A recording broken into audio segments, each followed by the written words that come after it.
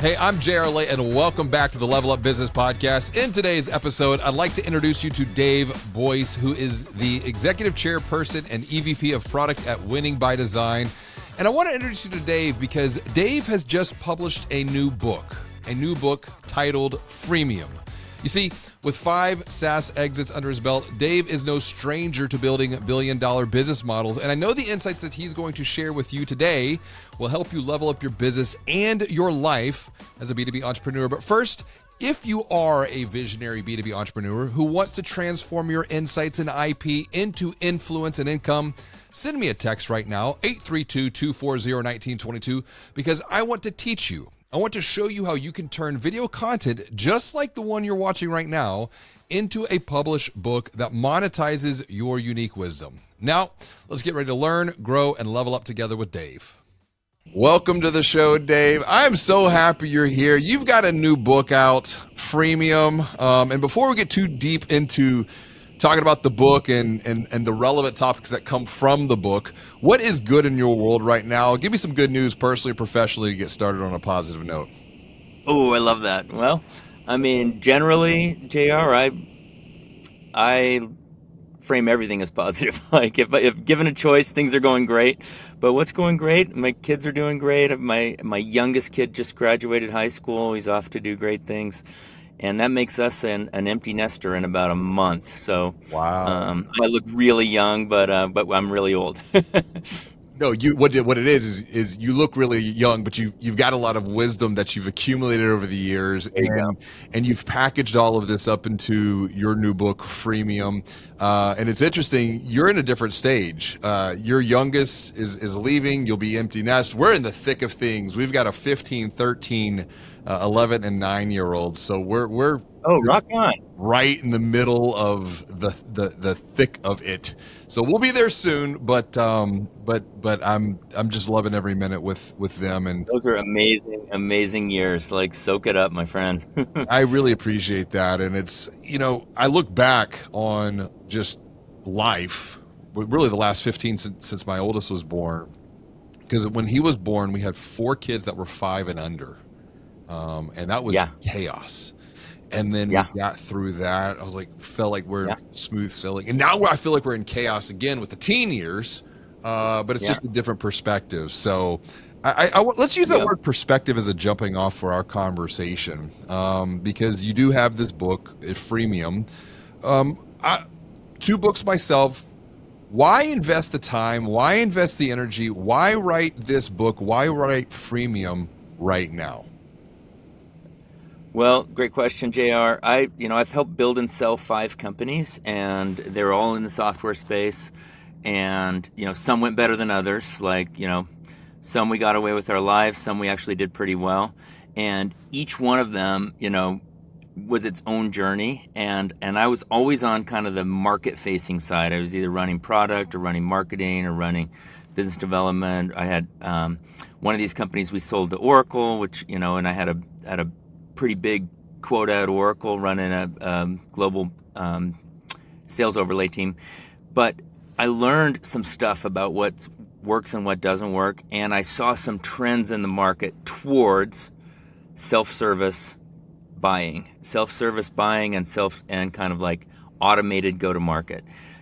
Every single trend I've seen is like buyers are in control of how they buy, how they demo, how they buy, how they trial, how they scale, and it's just been more and more towards that. In the early 2000s, it was kind of a new thing. Like, you can't buy enterprise software through a free trial. Oh wait, yes you can, with Twilio and Dropbox and DocuSign and Canva, and then Zoom is taking over GoToMeeting and WebEx. Wait, hang on a second, like, Atlassian is a $54 billion company, all based on... Wait, hang on a second. Something is happening here. It's a trend, and I think AI is just continuing that trend, more in your and my favor as the buyers, and then more in the favor of the sellers who can figure out how to make self-service possible. And I could see this, coming, and it's still coming. It's not over. The trend is still trending towards that. And I just thought, nobody's written that book. Like, a lot of us grew up in a sales and marketing kind of world where it's very active hand-to-hand kind of selling, and But this self-service thing has kind of crept in and started taking over. We have dozens of public companies worth over $1 billion that were built this way, and no one's written the book. So 3 years ago, I just decided I'd write the book, and kind of take all those strategies, pull them into kind of the clear light of day. And having lived both worlds myself, I'm very sympathetic to growing up in either one. It's fine. And I know that it's going to be a hybrid reality of self-service and kind of human-powered go-to-market in the future. So I like both sides of the equation. I just think they both are deserve their due. Well, I just want to pause and celebrate that point for a moment. It's that you took all of this wisdom that you've gained, and you've packaged it up into a little language model that's portable, i.e. a book, that's going to go out and create a lot of value for other people, because it does come down to your wisdom, your perspective, your method. And I mean, that's why we're doing what we're doing here is, I've been an entrepreneur for 23 years, gained a lot of wisdom, wrote a couple of books, and now I want to do the same for others. So I'm happy to see that you're doing this too. But you made a really interesting point about, you got billion-dollar companies, and how is it even possible? And I would say yes, probably more than now than ever before, to build a billion-dollar company by giving things away. But how can someone who's watching just even open up their mind to the possibilities based upon where we're at now in the early ages of the age of AI? I love, so that's how I kind of get people paying attention. That phrase you just used now, I don't think I had used it earlier, but how do you build a $1 billion company by giving things away? That's just like, whoa, that's like but then you think, wait a second, like just this morning I signed a document using Dropbox. That's a free app. I guarantee you started on the platform that we're recording on right now with a free trial. This morning I was on a Zoom call. That's a free to start thing. And all of those are $1 billion plus, multi-billion dollar companies. So when you start thinking about what do you use on your phone, what do you use in your personal life, what do you use first thing when you get up in the morning, what do you use for your workout routine, it all starts free. It all starts with what I talk about as 3 principles: empathy, generosity, and then metrics. So if I actually want to enter this space and build a $1 billion company by giving things away, first thing I got to do is get in the head of the people I'm trying to serve and really lead with empathy. Like, what problem are they trying to solve? How do they live their life? How do they make progress in their life? And how could I meet them where they are?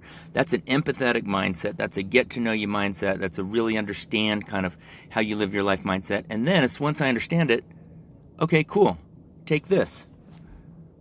Wait, what do I owe you? Nothing. When do I pay you? Never. Like, literally, I'm just going to be generous. I'm going to give you something that I found can help someone in your situation. Amazing.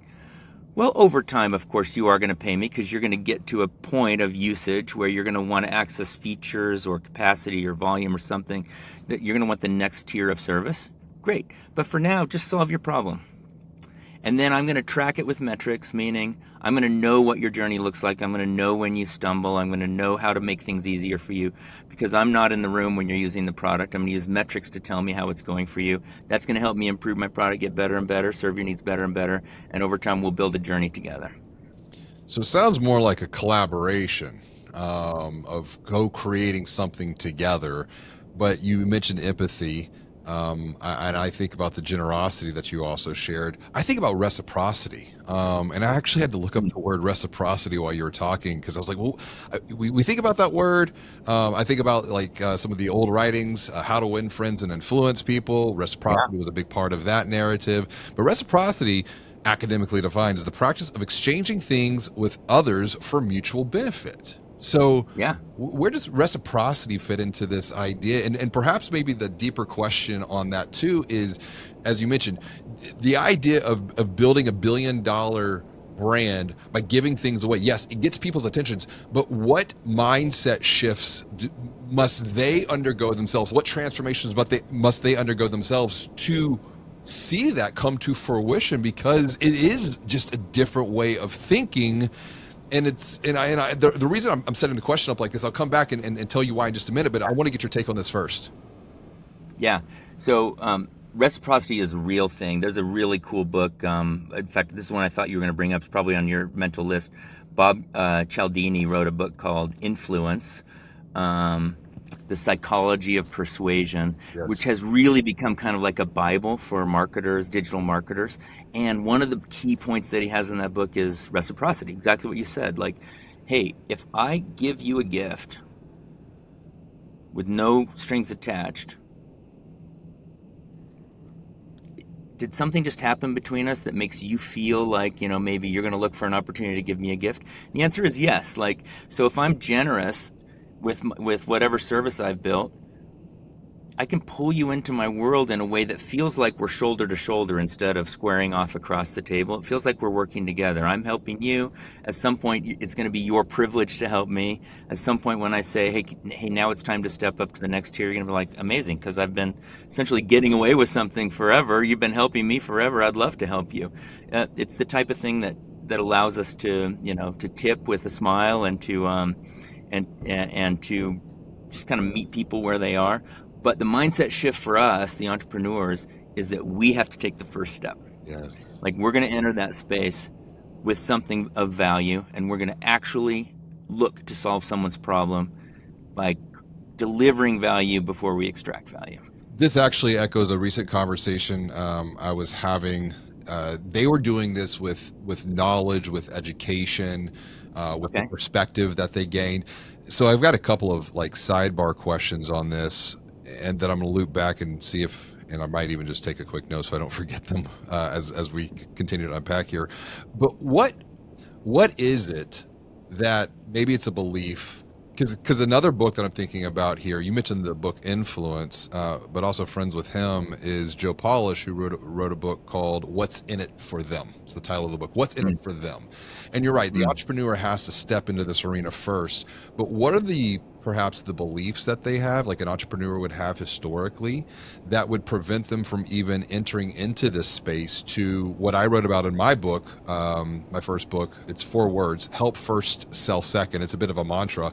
Oh, What might what? It's the same thing. Yeah, help first, sell second. But it's a mantra. And when I teach Yeah. this, they're like, oh my gosh, it's so simple. I'm like, it's simple, but it's also the simplest things in life tend to be the most complex to actually apply. There's a bit of a paradox there. So from your perspective and your studies, and then you also practically doing this, what prevents other entrepreneurs from, for lack of a better word, helping first and selling second? Well, you're right, it's complex. There's a whole system behind it. So my book's called Freemium.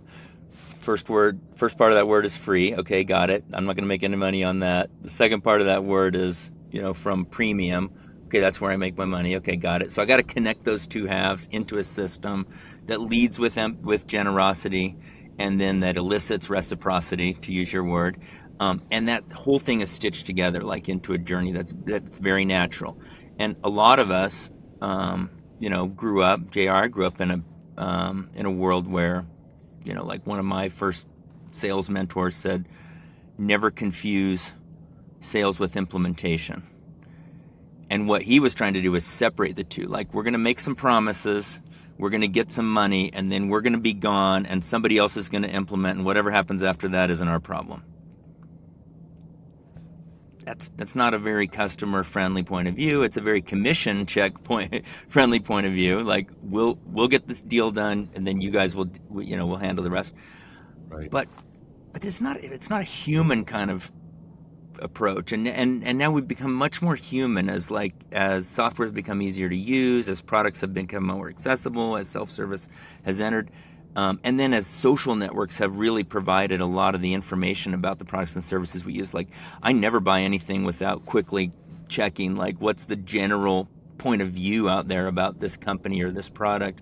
And it will literally pull me back from a purchase if I see bad reviews. So nothing is in the shadows anymore. Everything's in public, which means everything that we do affects, including the pre-sale and the post-sale, affects how big of a business we're going to be able to build. And that system, I think the thing that prevents us from that is just, I honestly think it's some weird division in our brains between business and personal life. Like, in personal life, of course you're going to be generous. Of course you're going to have a reciprocity in all of your relationships. And then in business, what do? We extract our humanity and then we just sell, and do hit and run sales. No, we're still humans. You and I are still human. If I'm selling to you, you're trying to solve a problem. I'm trying to help you. I'm trying to understand your situation and your pain, see if I can impact something. So if we can just channel humanity the way our moms taught us, I think we're going to be okay. But it's interesting you bring up this point of channeling humanity, because as we move into this age of AI, Mm, where do people fit into this? Because you brought this up a little bit earlier. It's like people are going to be still part of this process, this system. yeah. It's just the way that people, the role they might play. If you think about the hero's journey, the role that might transform. So, what do you see as the human in the equation for a freemium go-to-market strategy? Great question. So the guy that wrote the foreword for my book is a guy named Rob Giglio. He's the chief customer officer for Canva. I think everybody's used Canva to design a card or a poster or an invitation or something. But it's also an enterprise kind of scale design platform that's really kind of stepping into kind of Adobe's space, right? So Rob Giglio is the chief customer officer. Canva grew up using product-led growth, meaning everything's self-service, self-service trial, self-service upgrade, self-service, everything you can teach yourself how to use it.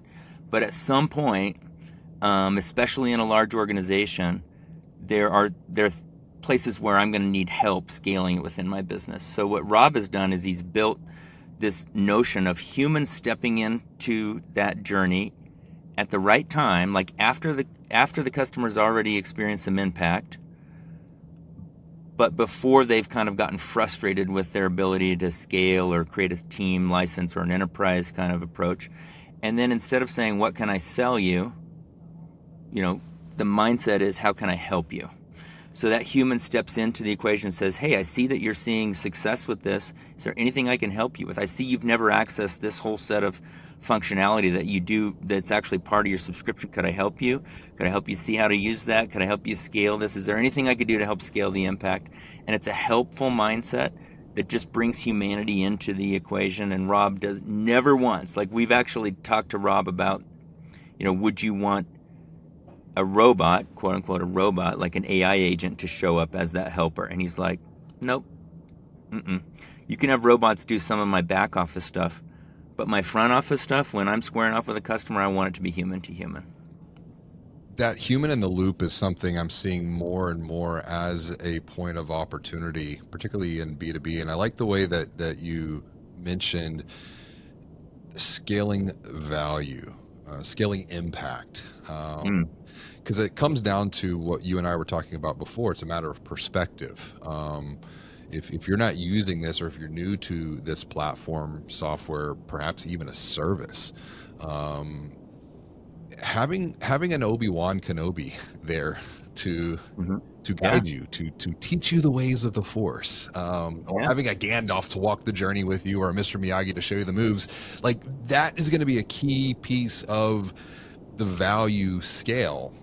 And it's interesting too. You mentioned Canva on another podcast from my other business that I have. I had Guy Kawasaki on, and that was a wonderful discussion. So just connecting those two dots there. Talk about the intersection of humanity and technology, right? Without a doubt. And it was, we were talking about his book that came from the Remarkable People podcast, his book Think Remarkable, and it's just like, we were talking about the role that AI is going to play, which is where I want to shift into this, because you mentioned systems, you mentioned process a couple of times.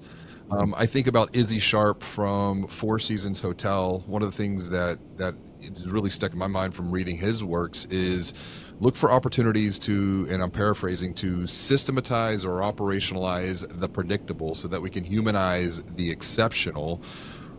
Factory thinking.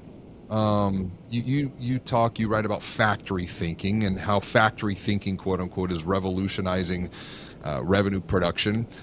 What do you mean, and what is factory thinking? You help to unpack freemium, but let's move to factory thinking and connect those two dots there in this larger narrative of your book, Freemium. Yeah. So I love that idea of systematizing what did you say? Systematizing the predictable? Predictable to humanize the Yeah. exceptional. So I can humanize the exceptional. Um, so that's what happens in a factory, right? Like it used to be when we had craft manufacturing, every single unit that got produced was the work of a craftsperson, right? Like meticulous, individualized care on every single unit. Then we figured out, wait a second, they're like kind of from raw material to finished goods. There's some stuff that's very repeatable. Like I can rough something out, I can put a couple of parts together, very predictable, and then I can start to kind of streamline that. And then the whole kind of lean manufacturing. We went from craft manufacturing to mass manufacturing and eventually to lean manufacturing, which just put science behind all of that. Okay, cool. Does that mean that I can't produce variation? No, of course not. Toyota has like 40 models of car, and they're very much tailored to their local markets, very much. But they streamline everything with systematizing the predictable, and if you're thinking about AI and where AI can help us in go to market, that in my opinion is what you want AI to do. You don't want AI to pretend to be a human and step in and try to build a personal relationship. No, that's the job that's your job. That's my job. You don't want AI to go do stakeholder management or navigate complicated politics or figure out how to get stakeholder approval across a broad decision committee. No, that's a human's job. But what about writing a PO or configuring a spec or responding to an RFP? That's all stuff that AI could do. And as the human, I could use help from those robots so that I can then step up and do what I was put on the planet to do, which is to be an empathetic collaborator, with the word that you used before, to just help people achieve impact in their lives. I want to just go down a personal path with you because you bring up a very interesting point. Purpose. Why are you on this planet? Why are you here doing what you're doing and where you're going based upon where you've been? Because I think we're going to probably have to pause and ponder that deeper question, perhaps even more, in the age of AI. And Totally. there's some ancient wisdom that says, where there's no purpose, people perish. Because I think it's the existential. Why am I here? Why are you here? What's your purpose in all of this? So I teach a class in the MBA program at BYU where we ask ourselves that question too, and we really think about, like, at the end of our life, how will the story be written? Like if we were writing our own obituary, what would make it into there? Things like salary and title, right? No, like I don't think so. I think it's about relationships. It's about contributions. It's not what can I get out of life, it's what can I contribute.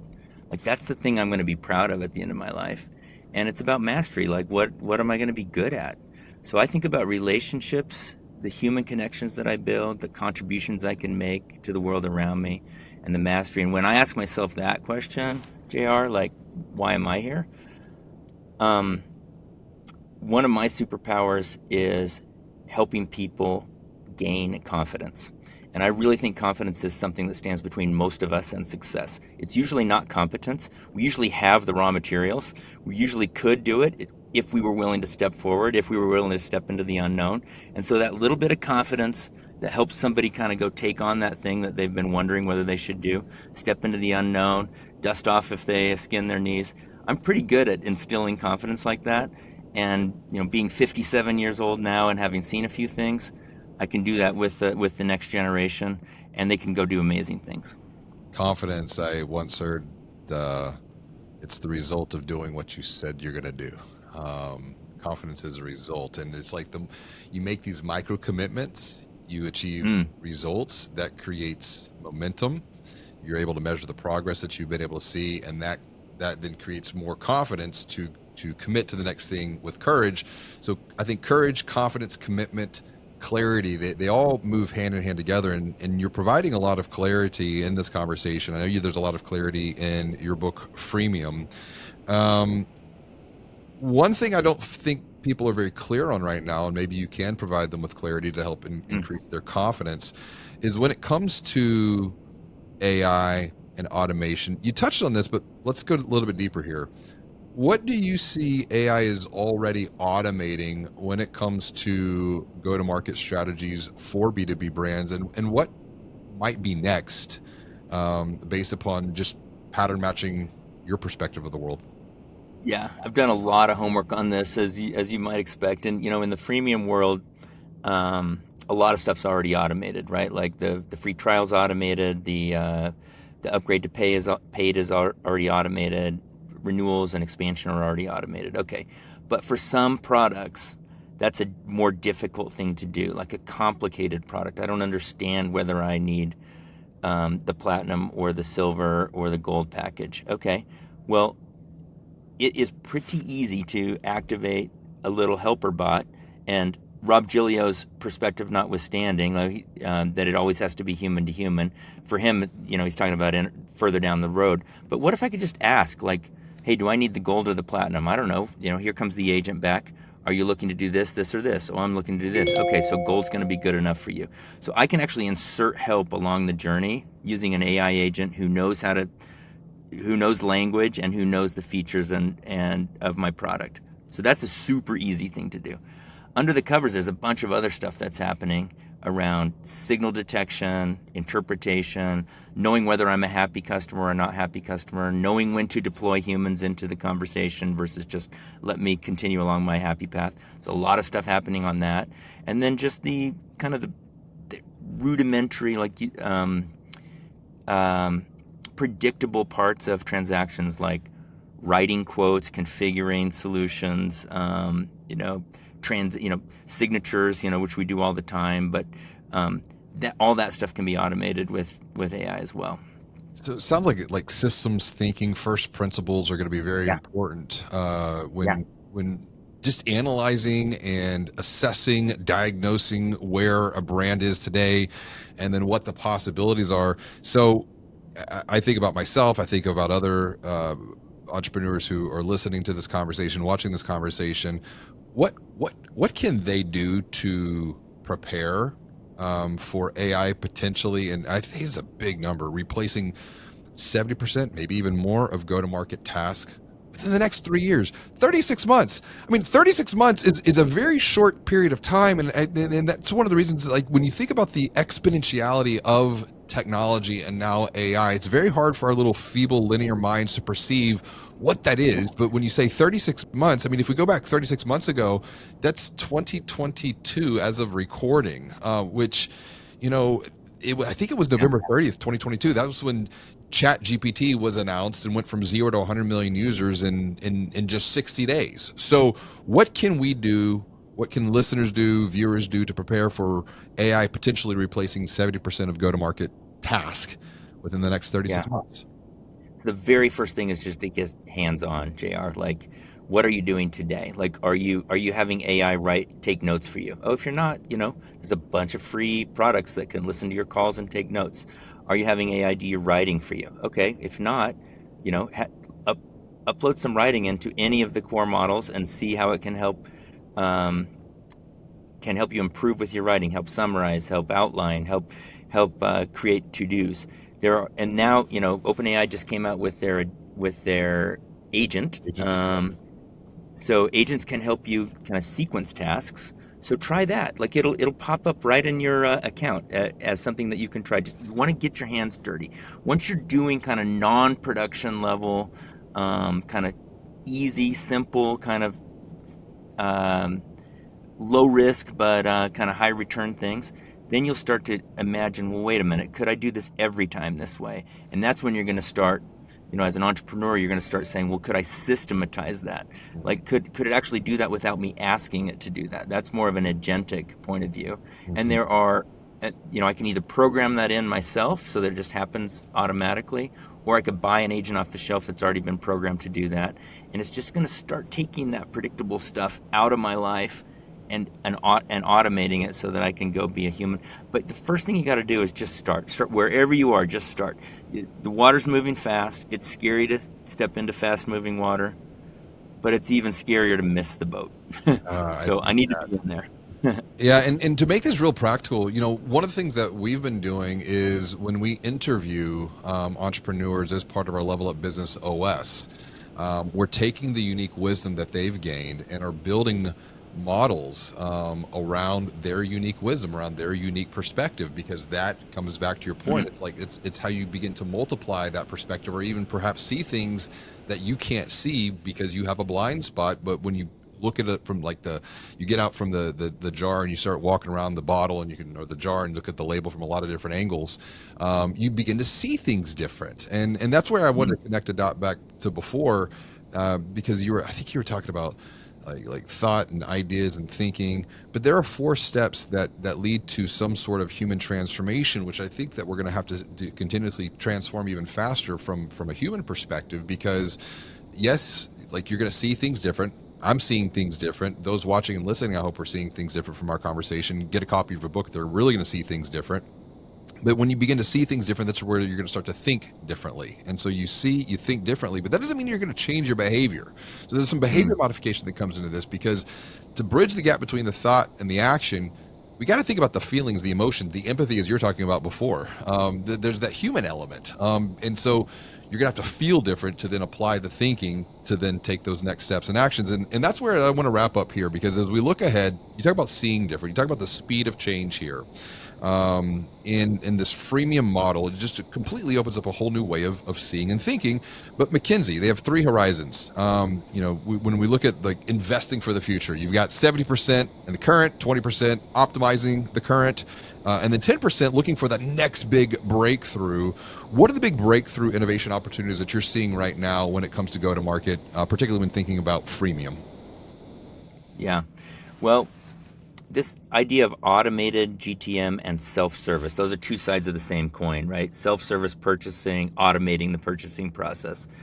That is a trend that we've seen coming for about 10 years and is going to continue for as far as we can see into the future. So the question is, and using the McKinsey model, how much have you invested in automating that purchasing process for your customers? And if the answer is, oh, it's part of my core, it's part of my 70%, great. Then now I can use AI to make it smoother and easier. If the answer is, oh, I've done nothing, then maybe that is a bet that you put out there. Like maybe that's a transformational bet in your 10%. And McKinsey says, it may or may not pay off. In this case, JR, automating your GTM will pay off. I don't think there's the specific way that you do it might not pay off, but I guarantee you that this trend is proceeding, and you need to have some bets there, because any competitor in your space who's made it easier to buy through automation is defining the future of your space. And so if they're making it work, you need to be making it work. And ideally, copy what they're doing and then push it one step further. The further out front you are, the more likely you are to be Zoom and not WebEx. We've talked a little bit about simplicity. We've talked a little bit about complexity, and just something to wrap up on. I've been thinking about, even just within our own business, complexity is what kills momentum. But simplicity is what accelerates progress. The paradox, once again, is simplicity is sometimes an exercise in complexity, because we have to let go, we have to cut, we have to prune the things that got us here to then create space for the new fruit to be born on the other side of that. Dave, as we wrap up, what would you recommend, outside of getting a copy of your book, because I'm going to recommend that already, but recommend to someone watching, listening, so that they can prepare prepare their hearts and their minds to continue to optimize their business so that they can achieve that next level of growth, and get that breakthrough on the other side? One thing. When I moved from Boston to Silicon Valley, this is the big thing that hit me, JR, is people were doing it differently. They were leading with humanity. They were leading with something free that actually solved a problem. Monetization was the next step. It wasn't the first step. So if we can just shift in our mindset that I'm going to create value before I extract value, and my creative energy is going to be around creating value. That creating value could be just making it simpler for my customer to purchase. It doesn't necessarily have to be a change in my product. Just make it simpler to interact with me. I'm going to create value by just making it easy. I'm going to put the customer center. The rest will come. I think that's the single mindset shift that could help us step into this new world and preserve our humanity.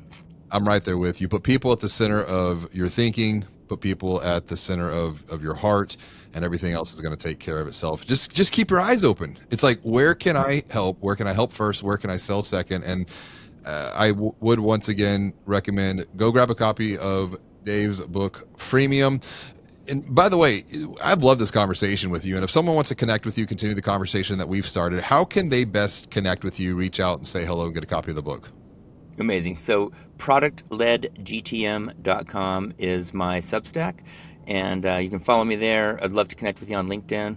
Those are two easy ways. You'll find my email and everything else if we need to go take it a step further. Go get a copy of the book, subscribe to him on Substack, connect with Dave on LinkedIn, keep learning, keep growing, keep leveling up together. Dave, I appreciate you, buddy.